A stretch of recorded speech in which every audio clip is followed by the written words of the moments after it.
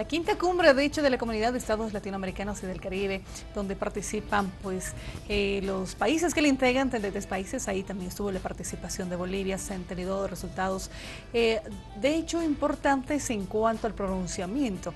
Queremos conocer cuál es su posición, qué le parece, cuál es la expectativa también con relación a este tema. Y saludamos a Andrés Guzmán, que nos acompaña. ¿Cómo estás, Andrés? ¿Qué tal? Buenas noches, un gusto estar acá nuevamente. Haciendo seguimiento a los temas internacionales. Y de hecho, esto está muy relacionado, Andrés, a la situación también con la que se tiene con Estados Unidos, nuevo presidente. La cumbre de la CELAC ha hecho referencia a este tema. Sí, efectivamente, en la declaración de esta reunión de la CELAC hay una exhortación, ¿no? A tratar los temas de migración de manera abierta para que Estados Unidos lo tome en cuenta. Y también hay otras recomendaciones para terminar con el bloqueo a Cuba y para terminar también con la base de Guantánamo en Cuba. ¿Consideras que va tomando, o sea, tiene que existir una posición un tanto sólida, me refiero a como bloque, como Sí. países de la CELAC, después de que se empieza a buscar este tipo de integración entre países, para mostrar una posición frente a un país que está cambiando también y que es de cierta forma inesperado? Me refiero a no sabemos qué vaya a pasar con Estados Unidos, con las políticas que ya se están mostrando y con las primeras determinaciones que tiene el presidente. Sí, sí, claro, es muy importante que haya una unión de nuestros países para poder enfrentar lo que ahora viene, ¿no? Que es un tanto incierto, pero sin duda no es nada bueno, ¿no? En el sentido de que Estados Unidos se va a cerrar en lo comercial, va a ser mucho más difícil para nuestros países poder acceder a esos mercados y bueno, vamos a ver qué es lo que pasa, pero las cosas se pintan difíciles, es un desafío fuerte y por eso tendría que unirse nuestra región para poder enfrentarlo, ¿no? De la mejor manera. Y en ese sentido han ido los discursos de algunos de nuestros presidentes, ¿no? Por ejemplo, Correa de Ecuador decía que él lamenta que muchos de los países no hayan estado presentes con sus presidentes, ¿no? Solo mandaron cancilleres o vicepresidentes, pero no estuvieron eh, representados por sus máximas autoridades, ¿no? Como el caso de Brasil, Argentina, Paraguay, Uruguay, Colombia, Chile y Perú.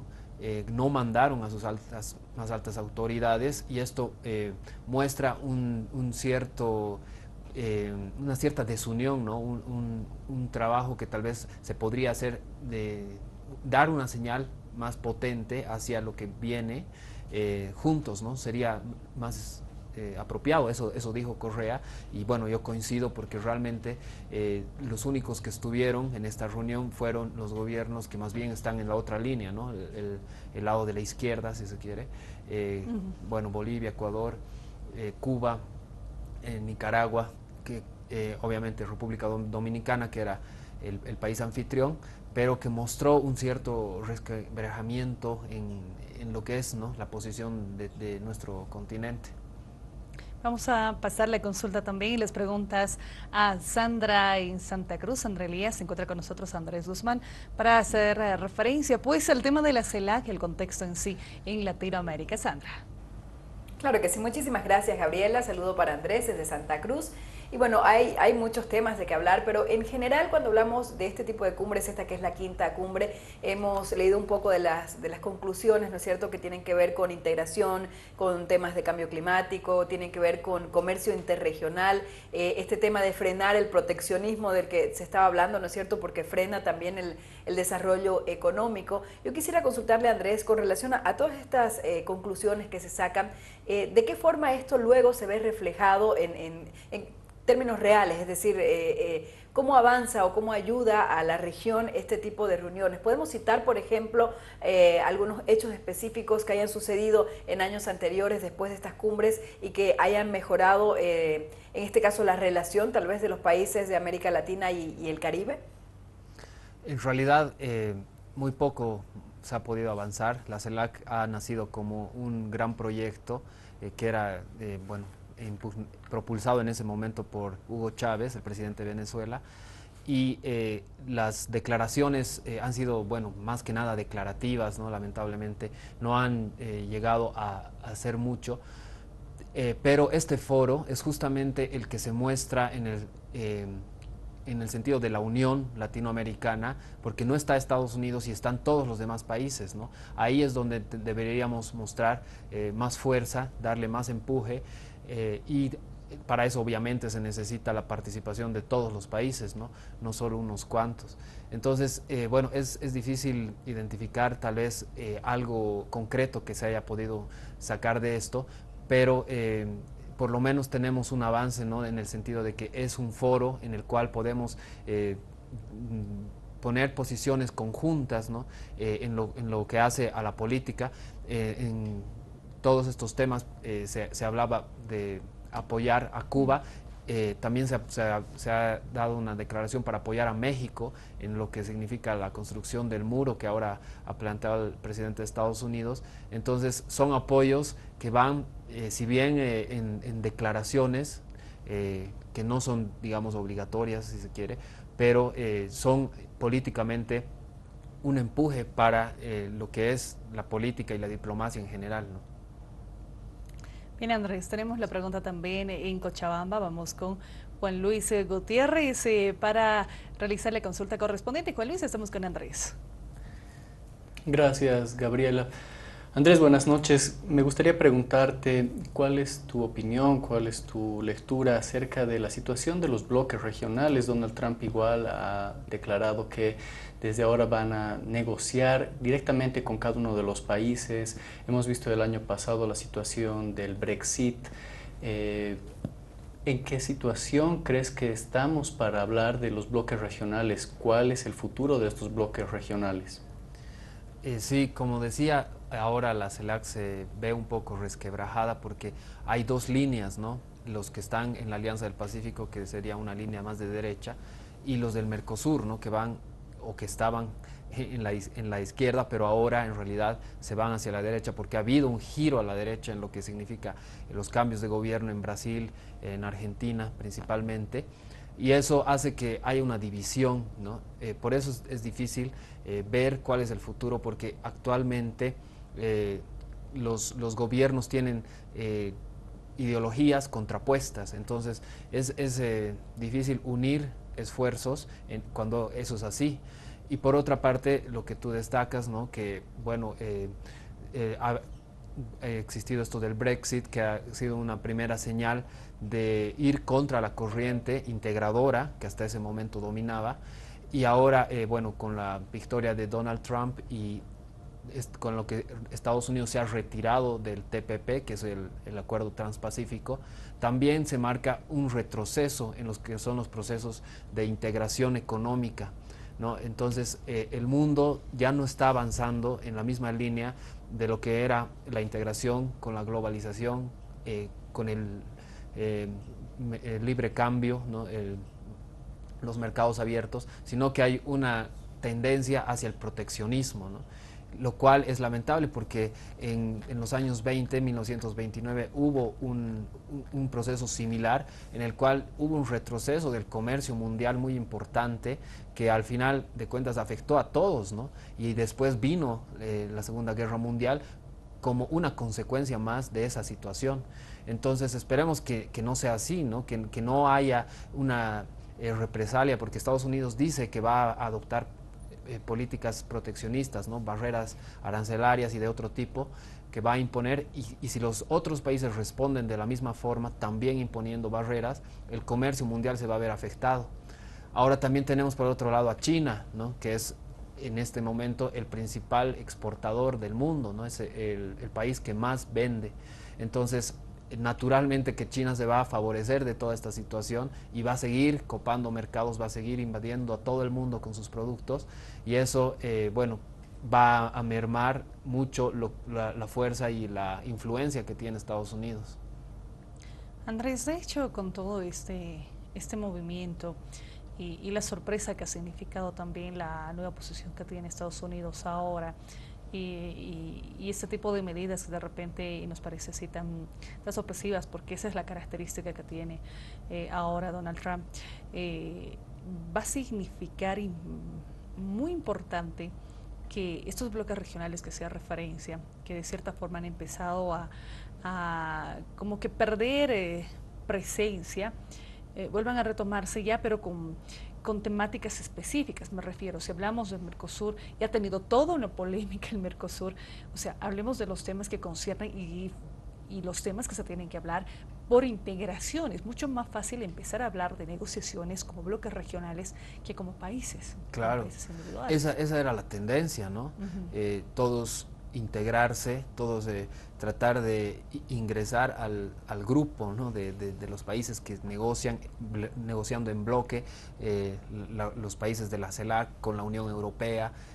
Esa era la tendencia, como digo, ¿no? Pero ahora, bueno, el Reino Unido se sale de la Unión Europea, Estados Unidos anuncia políticas proteccionistas, y eso marca el inicio de un nuevo orden, ¿no?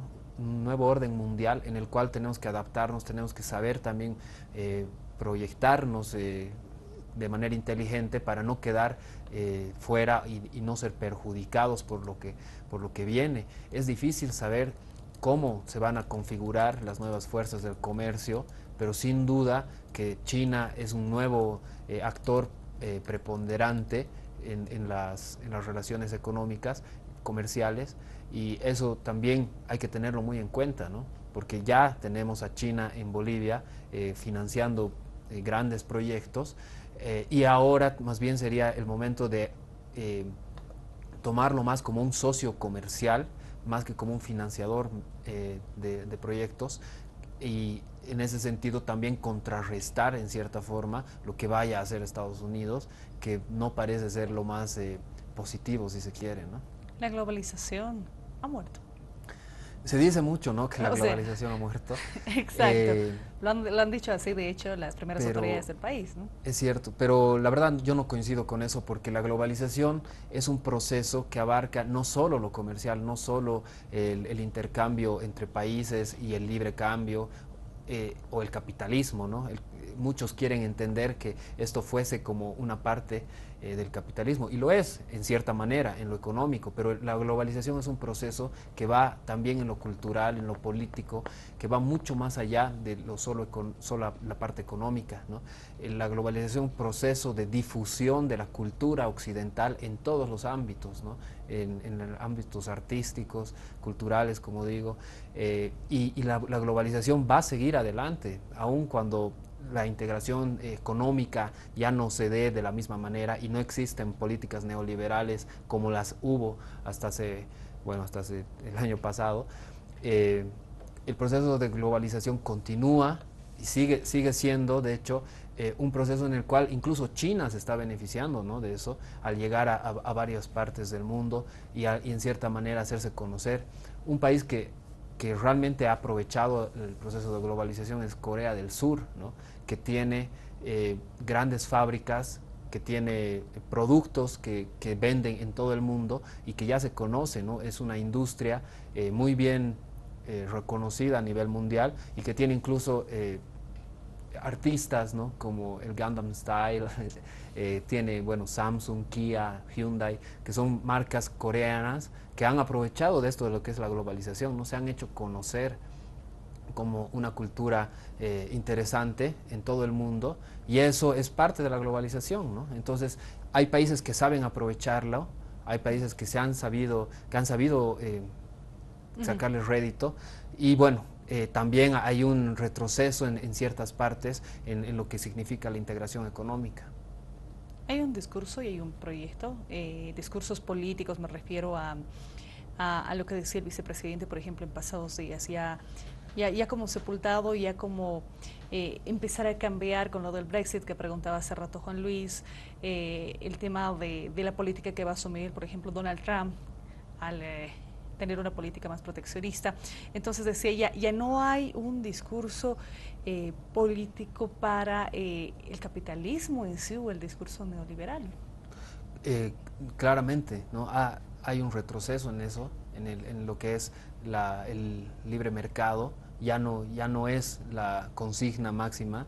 Estados Unidos obviamente era el que propugnaba y el que expandía esas ideas, pero ahora hay un repliegue, porque Estados Unidos ha entendido, o por lo menos eso cree Donald Trump, que lo mejor es cerrarse y tratar de potenciar al país, trayendo todas las fábricas que tenían sucursales o fábricas afuera, traerlas nuevamente a Estados Unidos para repotenciar el país, y las primeras medidas económicas que ha tomado en cuanto a salirse del TPP y bueno, construir incluso este muro con México, han tenido una repercusión favorable en términos de las acciones de la bolsa de Estados Unidos en Nueva York, ¿no? Del Wall Street, y eso marca que ya en 5 días hay una señal positiva en el crecimiento económico de Estados Unidos. Bueno, obviamente todavía no se ve en variables de crecimiento económico, pero ya hay ciertas señales de la bolsa de valores que apuntan hacia un desempeño favorable de la economía de Estados Unidos. Entonces, eso es lo que quiere Trump, ¿no? Eso es lo que quiere generar una sensación de que al país le está yendo bien y que se está potenciando, que se está generando empleos. Andrés, con relación a ese tema que están hablando, yo quisiera hacer otra consulta que tiene que ver, con las últimas declaraciones de Donald Trump, con las últimas declaraciones de Peña Nieto y también con las últimas declaraciones del presidente Morales, que tienen que ver con todo esto. Hablabas de este supuesto repunte, ¿no es cierto?, de la economía norteamericana. A mí me llamó muchísimo la atención cómo con 2 twitters que lanzó el presidente Donald Trump, la moneda mexicana cayó. Estamos hablando de estos últimos días, estas últimas horas, ¿no es cierto? Cayó, luego tuvo un alza nuevamente, luego volvió a caer, y todo esto tiene que ver más que nada con especulación, es decir, con el tema de los inversionistas y de cómo están viendo o cómo estará la economía mexicana después, y esto hace que vaya cambiando también y vaya bajando, en este caso, el valor de la moneda. Muchos dicen que esto es positivo para algunos mexicanos porque al ser menor la moneda, ¿no es cierto?, es más fácil para ellos vender sus productos, sobre todo a los norteamericanos. Y el hecho de que Donald Trump diga que van a subir los aranceles también asusta, porque más del 80% de los productos que exporta México van a Estados Unidos. Entonces es un tema bastante complicado, bastante complejo el que están viviendo en estos momentos México y Estados Unidos. Pero el presidente Evo Morales hace un llamado al presidente mexicano indicándole que mire más hacia el sur, ¿no es cierto? Y mi pregunta va por eso, es decir, ¿existe esta posibilidad? ¿Qué encontrará México en el sur? Es decir, ¿realmente es una buena opción? ¿Sería una opción para Latinoamérica, para América, para el Caribe también, en este caso para la CELAC, ser parte o estar en relaciones mucho más unidas, digamos, mucho más estrechas con México? Sin duda, como decía, creo que los nuevos desafíos hay que enfrentarlos juntos, sería lo mejor. Sin embargo, hay un distanciamiento, ¿no?, que es el que viene por el tema ideológico, en el cual vemos países que son de la izquierda y otros de la derecha, y eso no nos ayuda, ¿no? En cuanto a lo que señalas de que efectivamente hay cambios de la moneda, ¿no? Lo que pasa también es que en las bolsas de valores todo se hace en razón de la especulación, ¿no?, en razón de las expectativas que existe frente al movimiento de los mercados. Entonces, es bien complejo poder decir qué es lo que va a pasar y qué es lo que va a poder encontrar Estados Unidos o México en Latinoamérica, ¿no? Hay un momento de transición que estamos viviendo, hay un cambio claro en el que, habíamos venido de un giro a la derecha donde la mayoría de nuestros gobiernos estaban dominados o gobernados por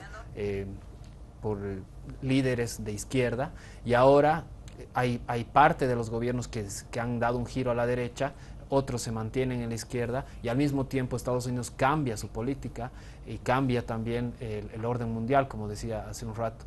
Entonces es realmente difícil saber qué es lo que va a pasar, pero Estados Unidos naturalmente que tiene que considerar a su patio trasero, como siempre ha sido así, porque le debería interesar por lo menos tener un respaldo en cuanto a las políticas que tiene que tomar frente a otros países en Oriente Medio, en Asia sobre todo, donde tiene a sus rivales más importantes, ¿no?, Rusia y China principalmente.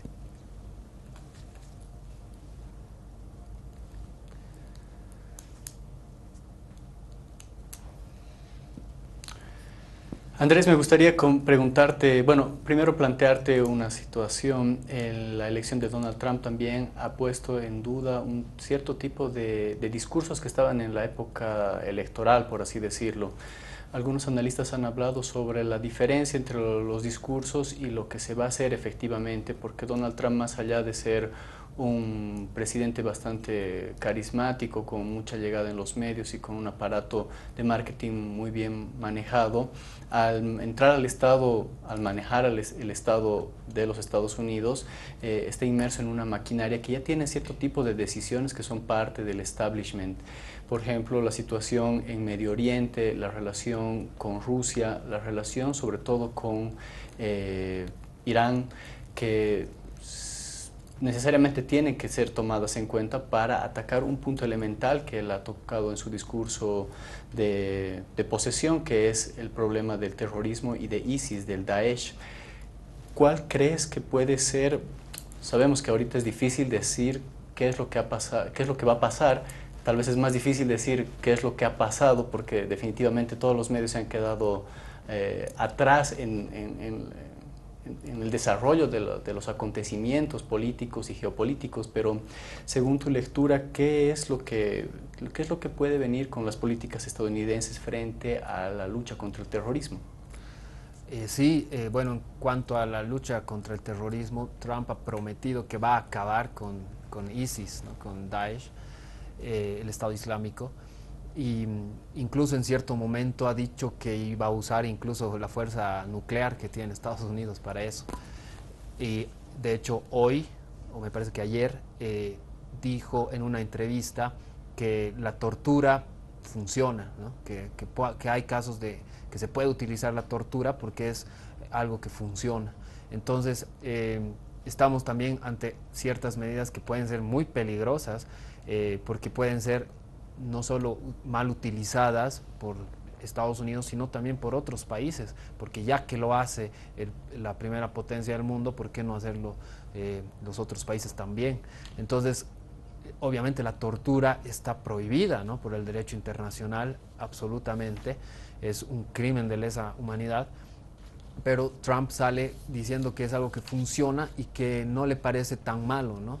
Entonces, es algo que realmente cambia la estructura, la forma, la filosofía incluso del gobierno que se tiene en Estados Unidos, que hasta ahora obviamente era repudiar absolutamente, por lo menos en público y hacia las cámaras, lo que era la tortura, ¿no? Entonces hay un cambio de enfoque en varios aspectos, ¿no? Y en esta guerra contra el terrorismo hay mucho que hacer, ¿no? Hay realmente que tomar las cartas en el asunto, porque efectivamente el terrorismo está afectando no solo a Estados Unidos, sino también a Europa y a varios otros países, principalmente en el Medio Oriente, y es algo que tiene que ser combatido, pero bueno, no sabemos también cuáles son las mejores armas y cuál es la forma realmente de hacerlo, ¿no?